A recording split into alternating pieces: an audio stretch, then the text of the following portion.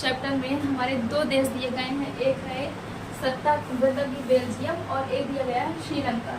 तो ये दोनों बहुत ही छोटे छोटे देश हैं, बेल्जियम और श्रीलंका, जिनमें सत्ता की साझेदारी की जो मतलब कि भावना है वो सबसे पहले उत्पन्न हुई।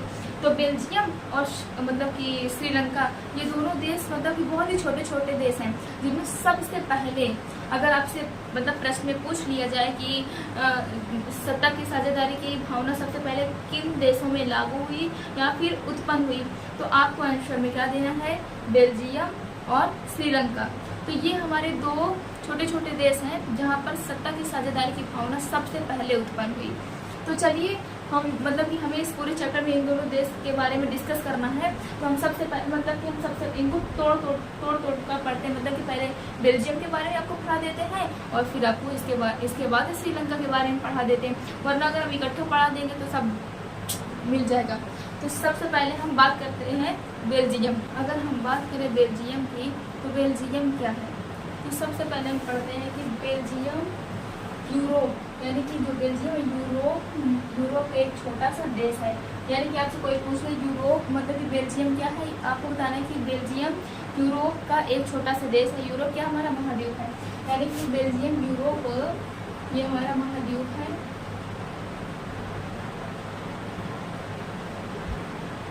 मतलब कि ये जो हमारा बेल्जियम यूरोप महाद्वीप का, बेल्जियम यूरोप महाद्वीप का एक छोटा सा देश है। जैसे कि भारत एशिया महाद्वीप का देश है, हुआ ना, इसी तरह हमारा मतलब बेल्जियम यूरोप महाद्वीप का एक छोटा सा देश है। क्षेत्रफल तथा जनसंख्या की दृष्टि से यह भारत के हरियाणा, यानी कि क्षेत्रफल तथा जनसंख्या की दृष्टि से यह भारत के हरियाणा राज्य से भी छोटा है। यानी कि जो हमारा बेल्जियम है, अगर इसको देखा जाए तो यह भारत के हरियाणा राज्य से क्षेत्रफल तथा जनसंख्या की दृष्टि से भी छोटा है। मतलब कि बेल्जियम मतलब इतना छोटा देश है कि ये भारत एक राज्य यानी कि हरियाणा राज्य से भी छोटा है। मतलब इसको जनसंख्या और मतलब कि और क्षेत्रफल की दृष्टि से देखा जाए तो ये भारत के हरियाणा राज्य से भी छोटा है। अब हम पढ़ते हैं कि बेल्जियम की जनसंख्या 1 करोड़ से कुछ ज़्यादा है। यानी कि बेल्जियम की जनसंख्या कितनी है, 1 करोड़ से कुछ ज़्यादा है। आपको ये बात तो पता ही होगी कि भारत के मतलब कि जितने भी मतलब कि प्रदेश हैं उनमें से एक उत्तर प्रदेश है, जहाँ पर आज तक भी लिया जाए तो जनसंख्या बहुत ही अधिक है। सबसे अधिक उत्तर प्रदेश की जनसंख्या है। और यहीं पास अगर बात की जाए तो मतलब कि एक और राज्य है हरियाणा, वहाँ बड़ी मतलब कि कम जनसंख्या, मतलब सबसे कम जनसंख्या नहीं, बड़ी कम जनसंख्या हरियाणा में। तो मतलब बेल्जियम की जनसंख्या 1 करोड़ से कुछ ज़्यादा है, जबकि हरियाणा राज्य की जनसंख्या इससे करीब 2 गुनी है। यानी कि देखो ये जनसंख्या से भी बेल्जियम हरियाणा से छोटा है। हरियाणा की जनसंख्या कितनी बताई गई है, 1 करोड़ से कुछ ज़्यादा, और जो बेल्जियम है उसकी जनसंख्या कितनी बताई गई है, करीब 2 गुनी, बेल्जियम से करीब 2 गुनी, यानी कि 2 करोड़ तक। तो हमको यहाँ तक बात समझ आई ना। अगर आपसे ये प्रश्न पूछ ले कि बेल्जियम देश की तुलना किस राज्य से की गई है, तो आपको बताना कि भारत देश के हरियाणा राज्य से बेल्जियम देश की तुलना की गई है। ये आपका यहाँ पर एक प्रश्न बन रहा है। तो चलिए आपको यहाँ तक समझ में आया ना।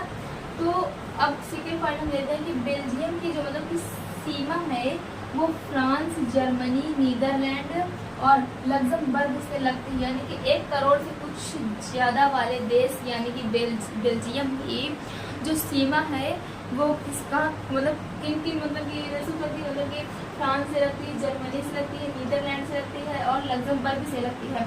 यानी कि आपसे कोई पूछ ले कि भारत के पड़ोसी देश, आपको मतलब ये तो सभी को पता होगा, भारत के पड़ोसी देश पाकिस्तान है, अफगानिस्तान है और भूटान, नेपाल और नीचे जो लटक रहा है वो श्रीलंका भी है। यदि आपसे कोई पूछे कि बेल्जियम के पड़ोसी देश, तो आप नहीं बता पाएंगे।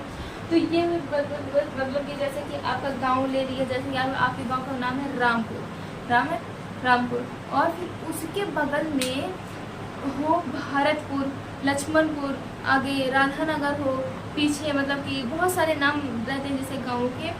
तो अगर आपसे पूछ ले आपके गांव का क्या नाम है, रामपुर, अगर आपके गांव से पूछ लिया जाए कि आपके गांव के पड़ोसी गाँव के नाम बताओ, मतलब कि आप अभी रामपुर में खड़े हैं, आगे एक कदम बढ़ाए आप सीतापुर में पहुँच गए।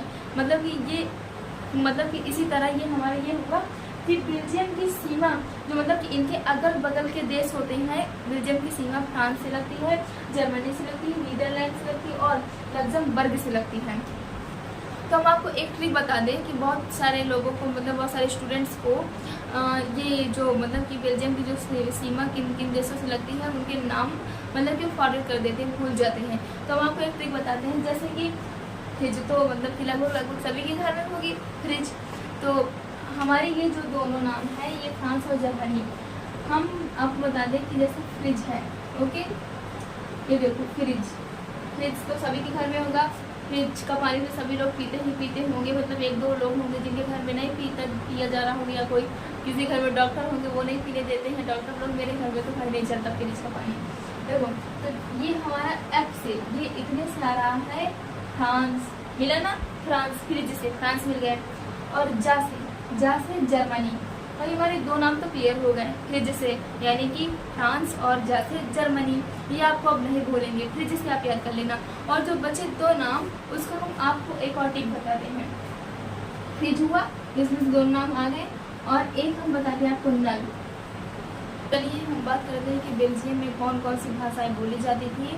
जैसे कि हमारे भारत में बहुत सारी भाषाएं बोली जाती हैं। हम लोग हिंदी का प्रयोग करते हैं, इंग्लिश का प्रयोग करते हैं, राजस्थानी भाषा का प्रयोग करते हैं, और मतलब बहुत सारे लोग भोजपुरी भाषा का प्रयोग करते हैं, उर्दू का प्रयोग करते हैं, यानी बहुत सारी भाषाएं बोली जाती हैं।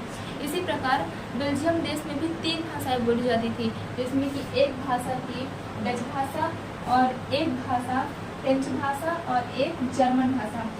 तो मतलब कि ये इन भाषाओं को बोलने वाले कौन कौन मतलब कितने कितने लोग बोलते थे, कितने कितने परसेंट। तो पहली भाषा हमारी हुई डच, दूसरी हुई हमारी फ्रेंच, और तीसरी हुई जर्मन। अगर आपसे पूछ ले कि कितने कितने परसेंट में इनको बोला जाता था, तो एकदम सिंपल है, आपको बता देना। जर्मन का जो मतलब कि इसको बोलते थे 1%, और ये फ्रेंच इसको 40%, और ये जो डच है इसको 59%, यानी कि पूरे देश बेल्जियम देश में सबसे ज़्यादा कौन सी भाषा बोली जाती थी, डच भाषा बोली जाती थी। तो आपको नीचे से पहले सबसे छोटा, फिर उससे छोटा, फिर सबसे बड़ा, मतलब पहले सबसे छोटा, फिर उससे बड़ा, फिर सबसे बड़ा, आपको ऐसे याद करना है। तो जो डच भाषा बोलने वाले थे मतलब 59% लोग, तो वो किस क्षेत्र में बोलते थे, फ्लेमिश क्षेत्र में बोली जाती थी डच भाषा, 59% लोग बोलते थे। और जो मतलब कि ये 40% फ्रेंच भाषा बोली जाती थी, ये किस क्षेत्र में बोली जाती थी, वेलोनिया क्षेत्र में बोली जाती थी।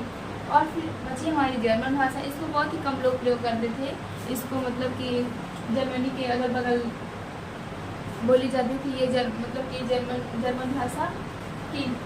इसी कारण 1950 और 1960 के दशक में सामाजिक असमानता के कारण फ्रेंच और डच भाषा बोलने वाले समूहों के मध्य तनाव बढ़ने लगा। मतलब कि इसी के कारण 1950 और 1960 के दशक में सामाजिक असमानता। अब सामाजिक असमानता क्या है, यानी कि बेल्जियम में मतलब कि जो डच भाषा बोलने वाले थे वो 59% थे, और जो फ्रेंच भाषा बोलने वाले थे वो 40% थे। लेकिन जो फ्रेंच भाषा बोलने वाले थे इनकी जनसंख्या कम थी, और ये अधिक समृद्धशाली थे इनकी मतलब कि अपेक्षा में, डच भाषा की अपेक्षा में, और ये अधिक समृद्धशाली थे और इनकी जनसंख्या भी कम थी। ये मतलब यहीं पर आप देख लीजिए कि ये मतलब कि जनसंख्या में भी कम है, और इनके पास ये मतलब ये समृद्धशाली भी हैं। और जो हमारे मतलब कि फ्रेंच भाषी हैं इनकी जनसंख्या, वो डच भाषी हैं इनकी जनसंख्या ज़्यादा है, और ये मतलब कम समृद्धशाली है। इसीलिए इन दोनों भाषा को बोलने वाले लोगों के बीच तनाव बढ़ने लगा। जैसे देखिए हमारा भारत है और पाकिस्तान है। भारत पाकिस्तान पहले एक था, आज़ादी के बाद भी एक था, लेकिन हिंदू लोग अपना हिंदुस्तान में रहने लगे और पाकिस्तान में मुस्लिम लोग चले गए। लेकिन कई हिंदू भाई हमारे यहाँ मतलब कि मुस्लिम भाई यहाँ हिंदुस्तान में ही रह गए, और कुछ उधर पाकिस्तान में ही रह गए। अगर देखिए यहाँ पास बेल्जियम, जो बेल्जियम देश है, ये अगर समझदार ना होता, ये अगर अपनी समझदारी ना दिखाता तो ये भी डच भाषा बोलने वाले और फ्रेंच भाषा बोलने वाले लोगों को अलग कर देता। मतलब कि इनको ये डच वालों को अलग और फ्रेंच वालों को अलग, जैसे कि पाकिस्तानी और पाकिस्तान और हिंदुस्तान थे, ये फ्रेंची कहलाता और ये डची कहलाता। लेकिन बेल्जियम ने समझदारी दिखाई, बेल्जियम ने ऐसा नहीं किया। फिर इसके बाद देखिए कि डच बोलने वाले समूहों की संख्या ज़्यादा थी, यानी कि डच बोलने वाले समूहों की संख्या ज़्यादा थी। मैंने आपको पहले ही बताया कि इनकी संख्या ज़्यादा थी, किंतु ये कम समृद्धशाली थे किनकी तुलना में, फ्रेंच भाषा की तुलना में। इसलिए इन दोनों समूहों के बीच सामाजिक असमानता हुआ और इनके मध्य तनाव बढ़ने लगा। परंतु ये धन के मामले में कमजोर और अल्पमत थे। मैंने बताया ना, ये कम मतलब जनसंख्या में भी ज़्यादा और धन के मामले में भी कमजोर अल्पमत थे, यानी कि इनके पास न धन था, मतलब कमजोर थे, कम था, और ये अल्पमत थे, यानी कि कम फ्रेंच, मतलब कि फ्रेंच भाषियों की तुलना में। तो आपको मैंने बेल्जियम के बारे में सब कुछ बता दिया है, इम्पोर्टेंट। तो हमारी बेल्जियम जो जातीय संरचना, यानी कि फ्रेंच और डच, इन दोनों के बीच मैंने आपको डिफरेंट बताया। और जर्मन के बारे में जो मतलब वो 1% बोली जाती थी, तो उसके बारे में कम हमने आपको जानकारी दी, हमने आपको जानकारी क्या दी उसके बारे में इतना ही बताया गया है। अब हम पढ़ते हैं अगला टॉपिक हमारा। तो बेल्जियम की जातीय संरचना हमारी पहला टॉपिक था, ये हमारे यहाँ से एंड हुआ। मैं मतलब कि मुझे लगता होगा कि आप लोगों को अच्छे से समझ में आया होगा। तो हमारा नेक्स्ट टॉपिक है श्रीलंका की कहानी। तो मैं आपको बताना चाहती हूँ कि ये हमारा जो ये वाला टॉपिक था आपको इस वीडियो में मिल जाएगा, और जो हमारा नेक्स्ट टॉपिक है श्रीलंका की कहानी, आप हमारे प्लेलिस्ट में जाइए और वहाँ हेडिंग पड़ी होगी श्रीलंका की कहानी, आप नेक्स्ट टॉपिक को पढ़िए अच्छे से, और उसमें भी एकदम एक्सप्लेन करके आपको एक एक चीज़ के बारे में बताया गया है। तो मिलते हैं गाइस नेक्स्ट वीडियो में। आप सभी लोगों को नमस्कार। हमारे चैनल को सब्सक्राइब कर लीजिएगा और इसी तरह अच्छी से अच्छी वीडियो और टॉपिक को समझने के लिए हमारे चैनल में आप जुड़ते रहिए और हमारे चैनल को सब्सक्राइब कीजिए और इस तरह की वीडियो देखते रहिए, ताकि आपके जो एग्ज़ाम्स आने वाले हैं वो अच्छे जाएँ। हम आपको इम्पॉर्टेंट ही पढ़ाएंगे, कोई अलग से चीज़ नहीं पढ़ाएंगे। जैसे कि ये एकदम मोस्ट इम्पॉर्टेंट पॉइंट है, ये 2024 में पूछा गया है ये। तो आप लोग हमारे मतलब कि नेक्स्ट वीडियो में फिर देखिए, मिलिए। तो तब तक के लिए नमस्कार।